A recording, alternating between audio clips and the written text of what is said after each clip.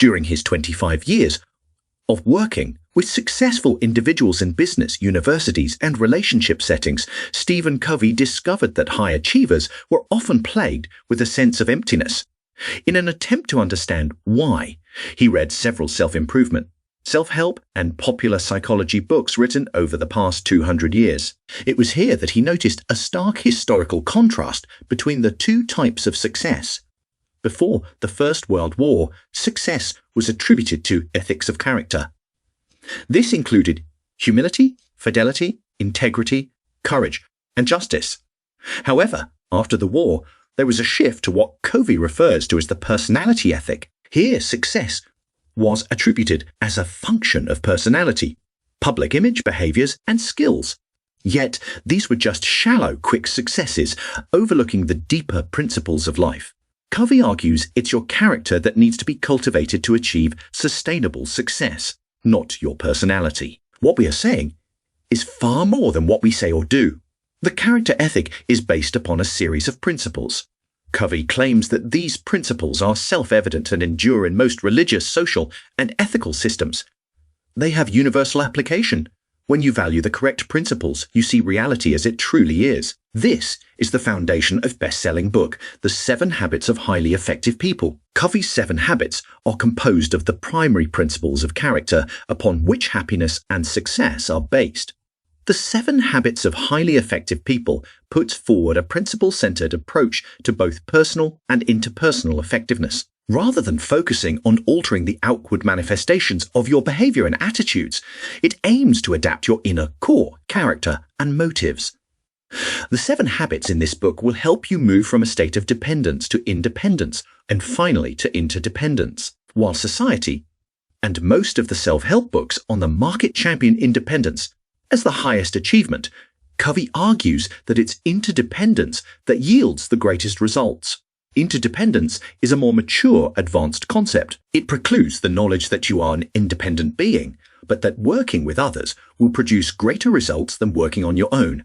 To attain this level of interdependence, you must cultivate each of the 7 habits laid out in the book. This 7 Habits of Highly Effective People book summary will look at each of these habits and show you how to implement them to become more successful in whatever you want to achieve. Habit number 1. Be proactive. The first and most fundamental habit of an effective person is to be proactive. More than just taking the initiative, being proactive means taking responsibility for your life. Consequently, you don't blame your behavior on external factors such as circumstances, but own it as part of a conscious choice based on your values. Where reactive people are driven by feelings, proactive people are driven by values. While external factors can cause pain, your inner character doesn't need to be damaged. What matters most is how you respond to these experiences. Proactive individuals focus their efforts on the things they can change, whereas reactive people focus their efforts on the areas of their lives in which they have no control. They amass negative energy by blaming external factors for their feelings of victimization. This, in turn, empowers other forces to control them perpetually. The clearest manifestation of proactivity can be seen in your ability to stick to the commitments you make to yourself and others.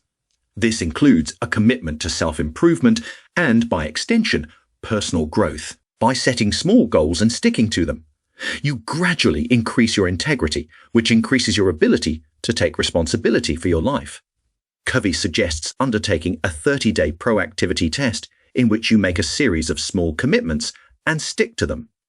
Observe how these change your sense of self. Habit number 2. Begin with the end in mind. To better understand this habit, Covey invites you to imagine your funeral. He asks you to think about how you would like your loved ones to remember you, what you would like them to acknowledge as your achievements, and to consider what a difference you made in their lives. Engaging in this thought experiment helps you identify some of the key values that should underpin your behavior. Accordingly, each day of your life should contribute to the vision you have for your life as a whole. Knowing what is important to you means you can live your life in service of what matters most. Habit 2 involves identifying old scripts that are taking you away from what matters most, and writing new ones that are congruent with your deepest values.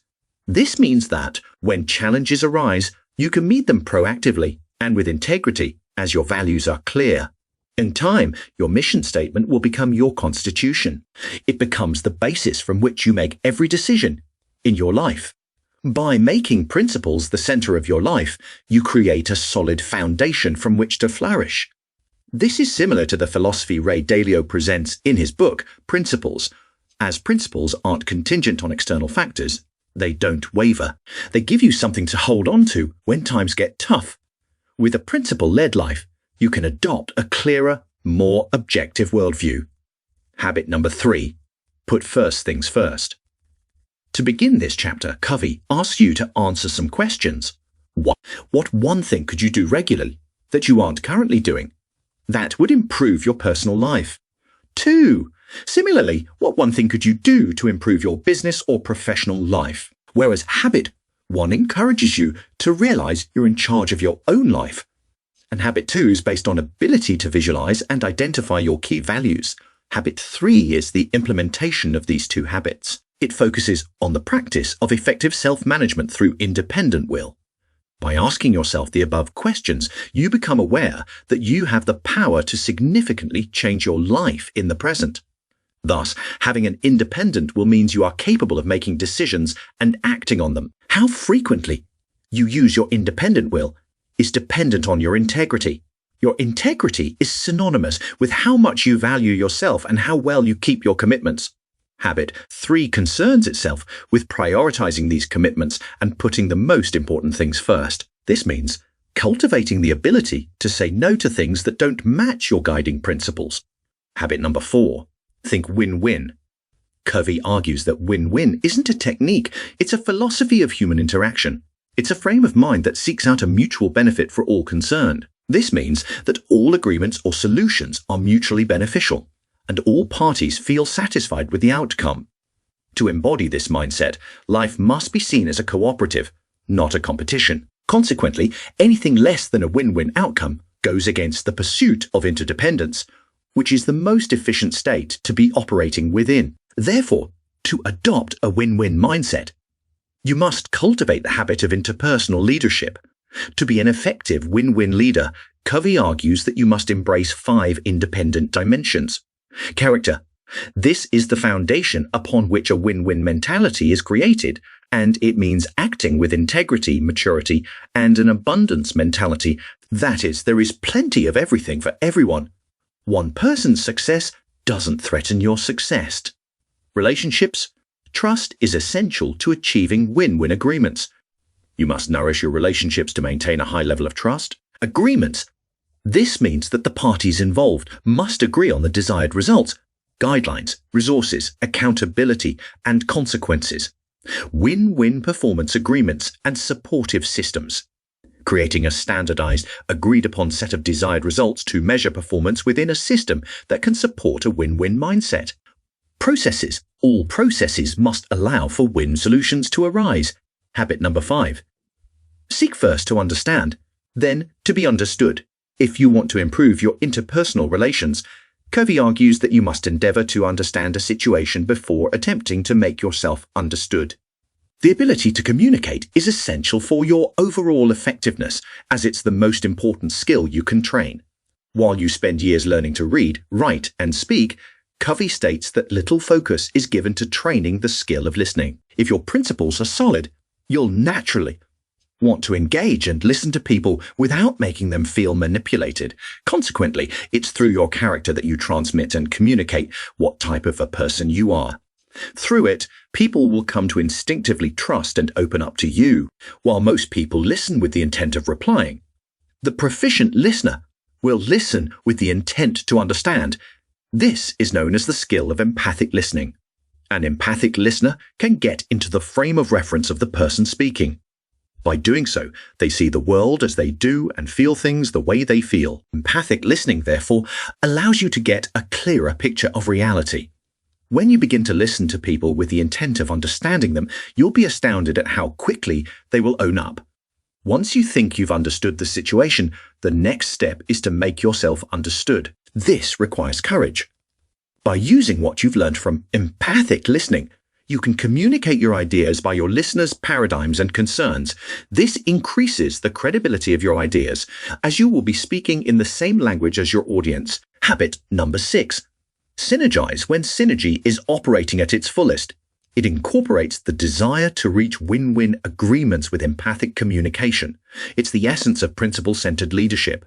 It unifies and unleashes great power from people as it's based on the tenet that the whole is greater than the sum of its parts. The real challenge is to apply principles of synergetic creative cooperation to your social interactions.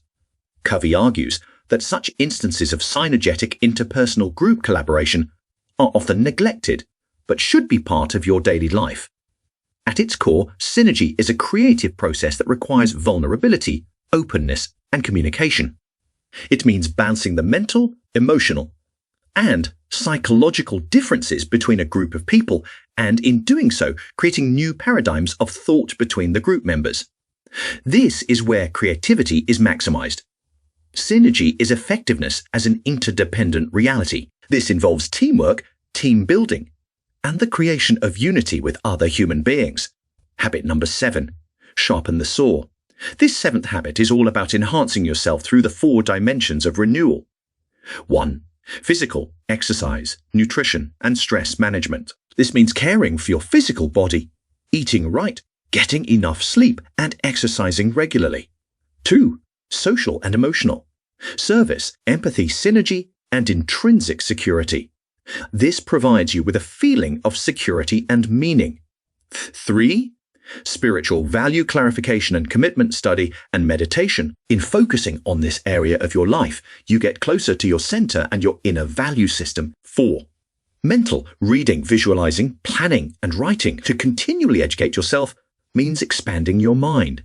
This is essential for effectiveness. To sharpen the saw means to express and exercise all 4 of these motivations regularly and consistently.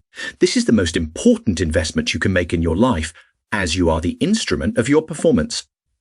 It's essential to tend to each area with balance, as to overindulge in one area means to neglect another. However, a positive effect of sharpening your saw in one dimension is that it has a knock-on positive effect in another, due to them being interrelated. For instance, by focusing on your physical health, you inadvertently improve your mental health too. This, in turn, creates an upward spiral of growth and change that helps you to become increasingly self-aware. Moving up the spiral means you must learn, commit, and do increasingly more as you move upwards and progressively become a more efficient individual. See you next time.